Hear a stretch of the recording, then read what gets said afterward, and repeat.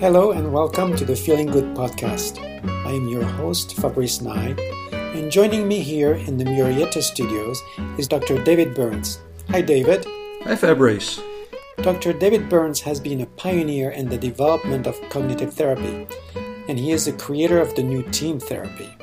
He is the author of Feeling Good, which has sold over 5 million copies in the United States and has been translated into over 20 languages. He is an emeritus adjunct clinical professor of psychiatry at the Stanford University School of Medicine. All right, so we're going to probably finish with the cognitive distortions today. And what's the next one, David? Well, we're going to do should statements, labeling, and blame, and we'll start out with should statements. Okay. And I think almost everyone can identify with the damage we do to ourselves and others with should statements. There's self-directed shoulds that create guilt, shame, inadequacy, things like that, and then other directed should statements that create frustration as well as anger. Yeah, who was it who said that? And aren't you tired of being should upon? Yeah, that's right. That would probably Albert Ellis would have said probably, something like that. We use shoulds, oughts, and must-haves. I shouldn't have said that. I shouldn't have screwed up. That type of thing. Very, very common. An example from that early in my clinical work, I treated a very severely depressed young physician, a lovely woman, and her brother had committed suicide, and she had really kind of taken it on herself to try to save her brother. He'd been in Vietnam and had been addicted to heroin, and she arranged for him to see an expensive psychiatrist and helped him find work, but he was kind of needy and kind of an egg and kind of would get overly demanding sometimes, and she'd get a little frustrated with him.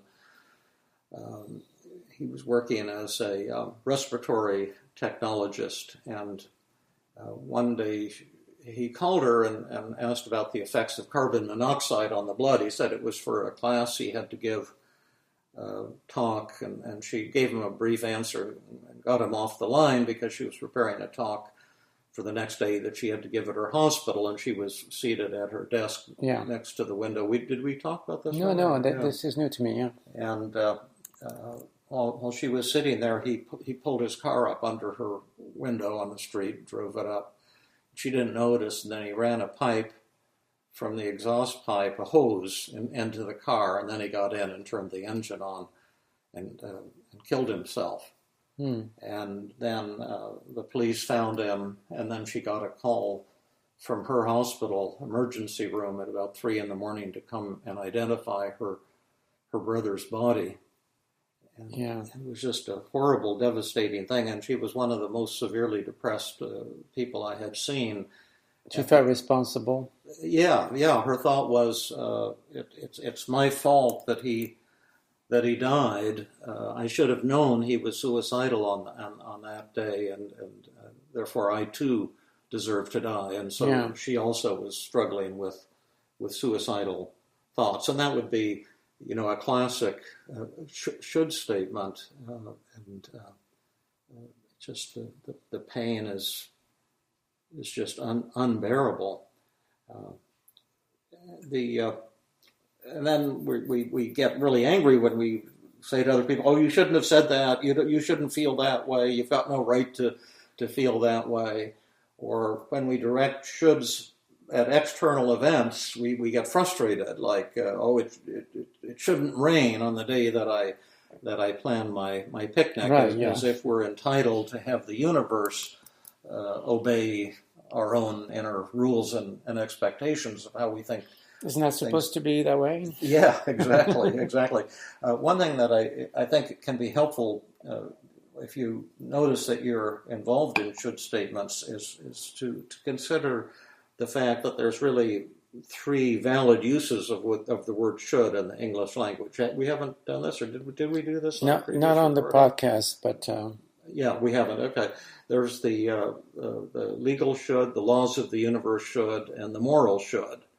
So if I have a pen here and if I drop it, it should fall to the table, and it did, because it's obeying the laws of the universe. Yeah. We also have the moral should, like the Ten Commandments, thou shalt not kill. That's our moral fabric of many religions. And then there's the legal should. You should not drive down the freeway at 100 miles an hour because it's against the law, and you'll get a ticket if you get caught. Right, but doesn't it get a little bit tricky sometimes, especially for the moral part? Like, let's say that there's a moral code that belongs to a certain religion, and then you find yourself really constrained by one of the aspects of that moral code, and you say, "Well, I should not eat meat on Fridays," or something like that, and exactly. then you find yourself eating meat on Fridays. You're feeling completely guilty about it. Isn't that a valid use of the word should? Well, you have a choice really about it, and if you want to use the word should, and if the guilt is helpful for you, then you can go ahead and do it. I'm in the business of helping people who want help, not people who say this is working for me. Uh-huh. So that would be the thing. But if you find that, like, another physician I was treating was on a diet, and again, I can't remember what we've gone over in previous podcasts, but she was just practically fasting for 3 days, and then she decided to have a half a teaspoon of ice cream because she was anxious about some certification test she was preparing for, and she went into the kitchen and had a half a teaspoon of ice cream, and then she said, "Oh, I shouldn't have done that." Yeah. And this made her feel so guilty and upset, she ate a half a gallon of ice cream. Mm-hmm. The thing about the word should is, if you look it up in a large dictionary, it goes back to the Anglo-Saxon word scolda, S-C-O-L-D-E. So when you use a should word, you're essentially scolding yourself. Yeah. And if you don't want to be feeling that way, the should statements are really easy to change just with what we call the semantic technique, to say to yourself, it would be preferable, rather than should, it would be preferable if I hadn't eaten ice cream. And that way you can kind of have your cake and eat it too. You give yourself a message, but without the scolding tone. So you're really going from an absolute to a relative, or something that's softer. Yeah, softer, more compassionate language, because sometimes when we beat up on ourselves with these shoulds, it just creates so much suffering and perfectionism and anxiety. You kind of end up defeating yourself. The next distortion is. Now, before we move on to the next one, is there a positive distortion to the should? Well, I think shoulds directed at the world are positive distortion. Shoulds directed at other people. Like when you say, it shouldn't rain when I plan a picnic. It's kind of a positive distortion, because it's almost as if you're a god who controls the weather. Oh, okay, I see, yes. And when you say to other people, you shouldn't say that to me, you shouldn't treat me like that, you shouldn't feel the way you do, you're overlooking your own role in the problem. Okay. And imagining that you're kind of a victim. This also goes along with other directed blame. When you blame others, it's also a positive distortion, because you're not looking at your own role in the problem. Okay. You're seeing yourself as this totally innocent, superior kind of being. There's labeling, two kinds of labeling that go along with the two kinds of should statements: the labeling yourself and labeling other people. And again, when you label yourself in a negative way, that's a negative distortion. You say, I'm a loser, or I'm a failure, rather than I failed at this, or rather than I lost at this, or rather than I screwed up at this specific thing. You say I'm a loser or a jerk, and that's an extreme form of overgeneralization, where you see your entire generalized to your entire essence from some specific thing that you did, and then when you label other people, like you're a loser or you're a jerk. Yeah. A presidential candidate recently referred to the Mexican people. He said they're murderers, like that. Yeah. And the problem there is you're painting people with broad brushstrokes that are going to be pretty damaging and not particularly valid or realistic either. Now, you say that the labeling and the shoulds go together. How do they do that? Well, other directed should statements and other directed labeling and other directed blame often go together just as self-directed. For example, I've treated a lot of people who were the subject of horrific, often sadistic sexual abuse as children. And they often carry extreme depression and guilt with them for years or decades. And they typically will have thoughts, I was a dirty little girl. If anyone knew what happened, they'd think it was my fault, or it was my fault. Yeah. And so here, the patient is labeling herself as a dirty little girl and is blaming herself for the acts of a horrific sexual predator when she was 6 years old. That would be just an extreme example of labeling and self-blame, and I should have been able to do something about it. Well, it's pretty hard for a 6-year-old girl to stop a powerful male sadistic predator. Right. So I see there's kind of like, and we've already begun to touch on the blame part of the distortions, but I see there's a sort of cluster there where you could say I'm bad, which is labeling. Also saying that I'm bad is blaming myself, and then there's the sense that I shouldn't be bad. So there's a should built into it. Yeah, a common one. I mean, I hear all the time, I'm a bad mother, I'm a bad father. I help therapists at workshops. I have them record their own negative thoughts, and that's a common one. I treated a woman at a workshop recently, and she's a very fine therapist, mental health professionals, but one of her children is struggling emotionally and occasionally having suicidal urges. And then she's saying, I'm a bad mother. Yeah. This must be my fault. So examples of labeling and self-blame. And part of the problem with it is not only it's not necessarily valid or even partially valid, but in addition, you use up all of your energy beating up on yourself and feeling guilty and consumed with depression rather than pinpointing what is the cause of the problem and what are some things I can do to make a positive impact. But isn't there and I'm trying to play devil's advocate here a little bit, isn't there a good use of those quote-unquote distortions? Let's say I'm in jail and I'm thinking I'm a criminal, which appears to be true, and then I shouldn't have done what I did, and I have good reasons to blame myself. I once asked Beck about this.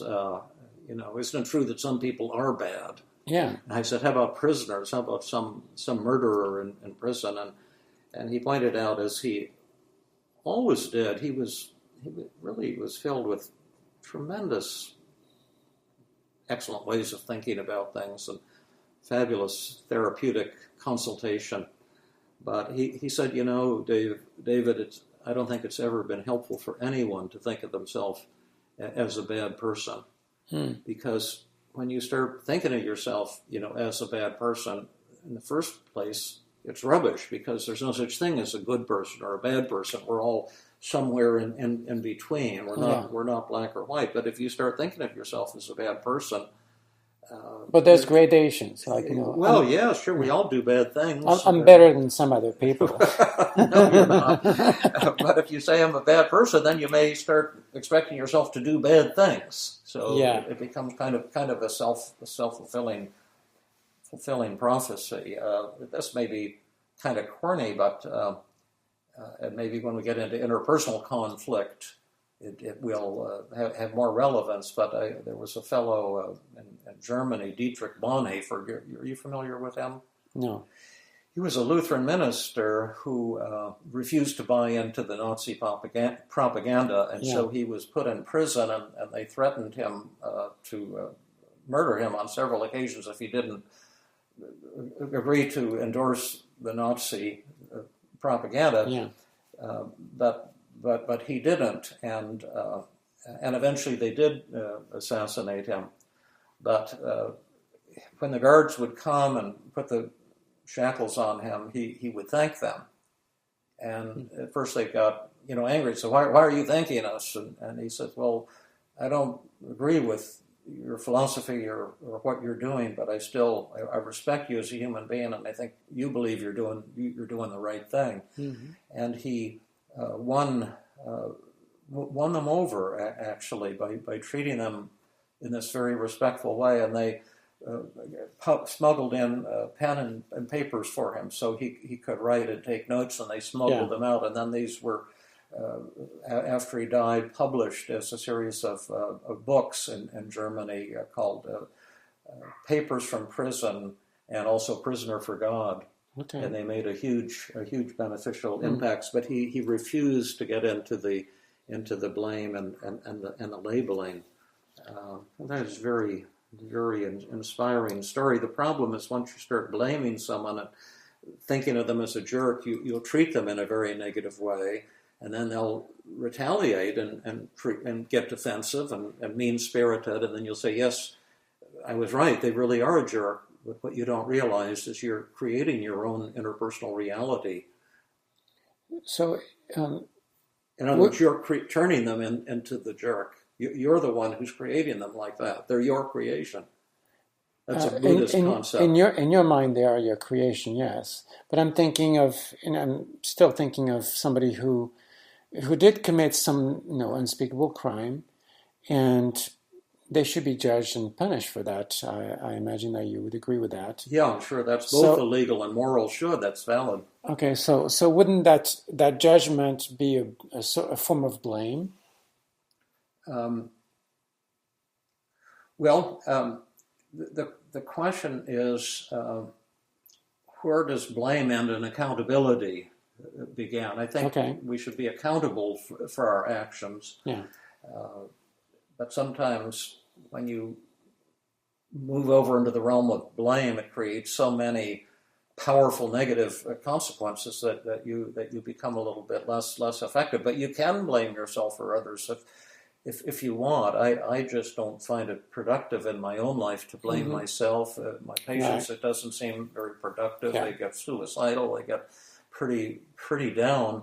And blaming others, I've never seen it do other than trigger conflict. I did a research study on things that were associated with marital success or failure, or happy or unhappy marriages, as well as gay relationships. And I studied hundreds of variables that people have speculated lead to happy or unhappy marriages. And the computer, and I had a large database of over 1,000 people with happy or unhappy marriages. And the computer actually shot down every theory except for one. It said it could say with absolute certainty that none of these things actually are causes of marital problems or relationship problems. Except the overwhelming big one was blame. Blame had a massive effect on marital satisfaction or dissatisfaction in the present, and also predicted changes in the future when controlling for current levels of marital discord. Blame seems to be the overwhelming cause, the most important cause of not only all relationship problems like marriage, but internationally as well. I'm not surprised. Are you familiar with John Gottman? Not too much. I know he's done some work on heart rate, and he's very popular in the area of couples therapy. Yeah, he's done research for 20 years, even more than that, about how couples are with each other. And he found 4 factors that he has come to call the 4 horsemen of the apocalypse when it comes to couple relations. And those 4 factors, which are very strong predictor of the end of a relationship or a marriage, are criticism, contempt, defensiveness, and stonewalling. Mm-hmm. And the first one is criticism, which I imagine is similar to other blame. So that seems to be borne out by his research as well. Mm. So I think that maybe puts an end to our list of distortion. Don't you think so? Yes, I could give one more example of other blame if please. we have a moment. It's just so easy when you're having a conflict with someone to tell yourself it's the other person's fault and to be looking for evidence that supports that and telling yourself why are they. I never do that, but no, yes. Why are they like that? I was giving a workshop at a town in California. It was sponsored by a hospital, but they wanted an outreach program for the general public on a Saturday.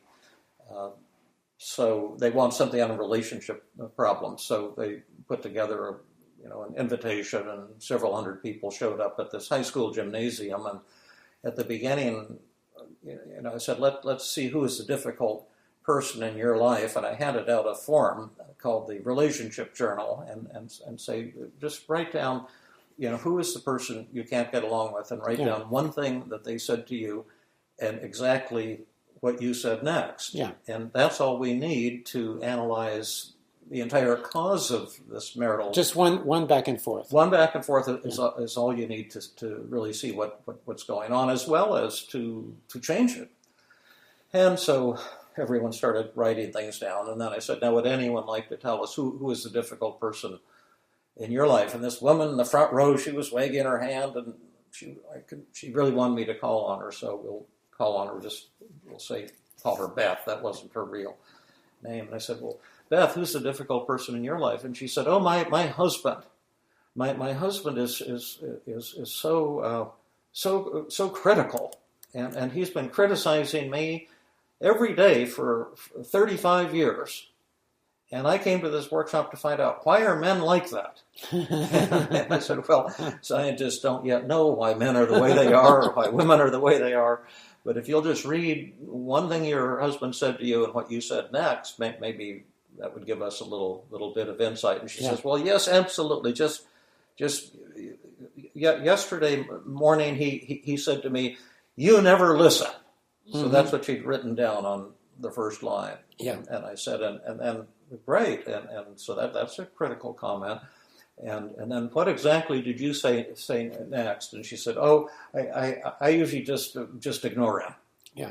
And the whole audience broke into laughter because they could see what was so obvious that she couldn't see. You see, for 35 years, she's been not listening to him, ignoring him. Yeah. And so what is he going to conclude? You never listen. So she's actually forcing him to treat her shabbily, all the while seeing her as herself as the victim and blaming him. Yeah. And we'll get more into that amazing paradox in a future podcast when we talk about how to change horrible relationships into loving ones, if you wish to do that. Well, we're going to have to do that soon. I'm getting very interested in that. So this will have been a little bit shorter of a podcast, but so thank you so much, and we'll meet again next time. Thank you, Fabrice. This has been another episode of the Feeling Good podcast.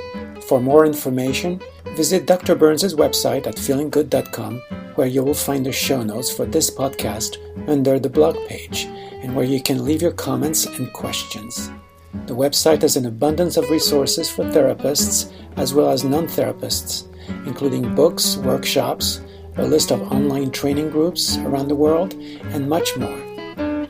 theme music is Gypsy Jazz in Paris, 1935, composed and performed by Brett Van Donsel.